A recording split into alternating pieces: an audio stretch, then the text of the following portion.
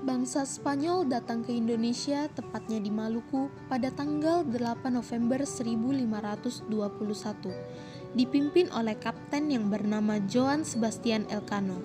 Tujuan kedatangan Spanyol ke Nusantara tentu tidak berbeda jauh dengan bangsa Portugis, yaitu untuk mencari sumber rempah-rempah yang saat itu sangat berharga dan hanya ditemukan di Maluku. Kemudian menyebarkan agama Nasrani, mencari kejayaan dan juga kekayaan.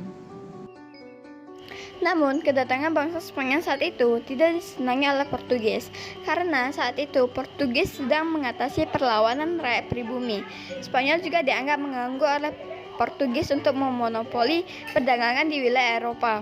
Namun, usaha Portugis belum sesuai harapan karena perlawanan dari penduduk Maluku. Kedatangan Spanyol di Maluku, tepatnya di Tidore, disambut baik oleh Sultan yang memerintah Tidore saat itu, karena mereka sedang bersengketa dengan kerajaan Ternate yang didalangi oleh Portugis. Tentu, kedatangan Spanyol nantinya akan dianggap menguntungkan karena dapat membantu mengusir Portugis dari Maluku.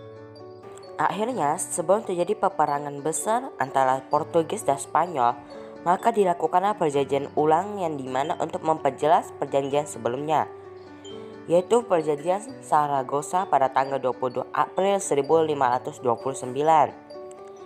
Isi dari perjanjian Saragossa yaitu: pertama, Spanyol harus meninggalkan Maluku yang lebih dahulu ditemukan oleh Portugis dan sesuai dengan jalur perairannya. Kedua, Spanyol kembali ke Filipina dan mendirikan pusat kekuasaannya di Filipina, bukan di Maluku. Dan yang ketiga, Portugis tetap tinggal di Maluku dan bebas melakukan perdagangan. Akhirnya demi kepentingan bersama dan meminimalisir peperangan antar bangsa Eropa yang ada di Maluku, Portugis dan Spanyol akhirnya mengalah dan menyetujuinya.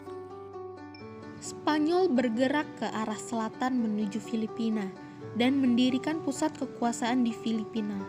Spanyol hanya menunggu waktu yang tepat agar Portugis dapat dikalahkan dan meninggalkan Maluku tanpa harus berperang.